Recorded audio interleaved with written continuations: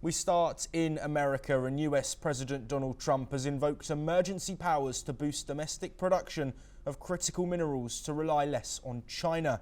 The executive order utilises the Cold War era Defence Production Act, declaring that dependence on rival nations for minerals poses a national security threat. Meanwhile, Trump has also announced that the United States would soon sign a deal with Ukraine for access to its rare earth minerals. On the other hand, Trump has also demanded that courts stop blocking his agenda. A federal judge in a strongly worded order had asked the Justice Department to explain why it went ahead with flights to El Salvador of prison-bound Venezuelan migrants, some of whose representatives said they had committed no crime and were targeted only for their tattoos.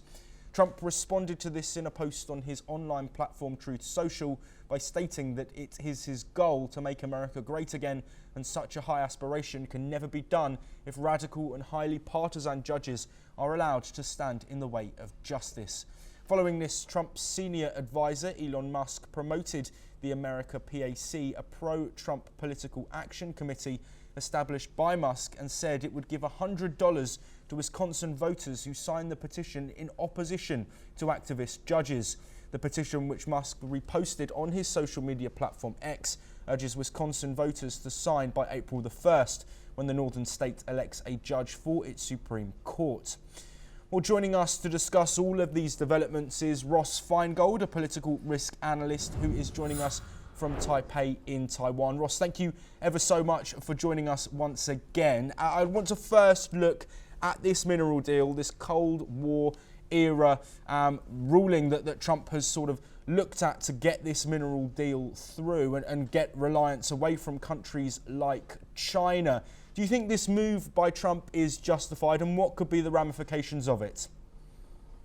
It is justified under the law. I don't think this is going to survive any type of legal challenge. What I mean is the legal challenge is not going to change the decision of the Trump administration to cite that section of the law in order to expand mining in the United States.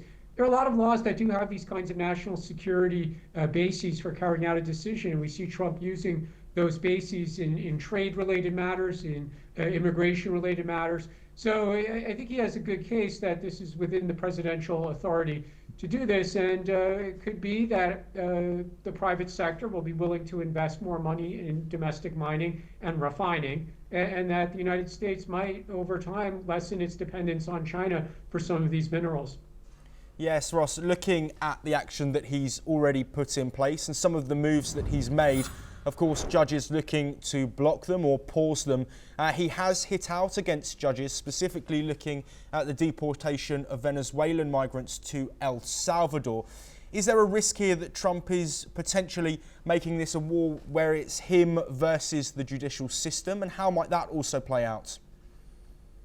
It's not necessarily going to play out poorly for Trump, keeping in mind that Trump has appointed many judges during his first term. Many conservative judges were appointed to the federal courts during Trump's first term. And of course, the Supreme Court has a 6-3 conservative majority, which was also based on several appointments during the first Trump administration. So going into the courts or being challenged in the courts is not necessarily a losing battle. It's certainly time consuming, but as it goes up to the appeals courts, where again any of these matters reach the Supreme Court, it's very possible that the Trump administration will win. So I think Trump administration looks at the courts as a nuisance, but not necessarily an impediment to what they want to do. Yes, and looking at somebody who was key to Trump's campaign and is now a key member of Trump's top team, Elon Musk, and what he said to people in Wisconsin, saying that he'll pay them $100 if they sign a petition. Firstly, is this even legal? I'm not familiar with the Wisconsin state law on this subject. It might very well be illegal. Musk could afford some very brilliant lawyers. I don't think he would proceed if this was blatantly illegal. Okay, and then looking at the impact of Musk and how he has been shaping parts of US politics with his actions and his words, and using his money, his platform, and also his notoriety.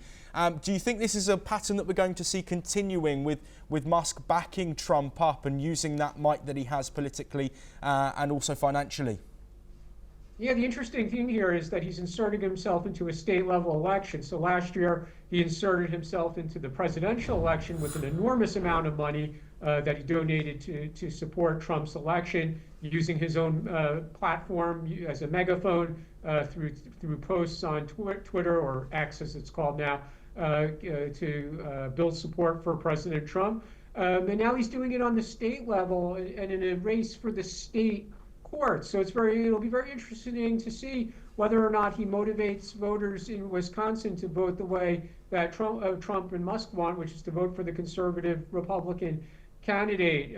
So we'll have to see how that turns out at the state level as opposed to the federal level. But at the state level, he might have outsized influence. Population-wise, it's a relatively small state. He could certainly reach a lot of people through spending money on television ads, online ads, and these kinds of votes. It's what we call in America an off-year election. It's not a year when there's a presidential election. So it's all about turnout. And if he can motivate conservative voters to come out and vote for the conservative judge candidate, they might very well win.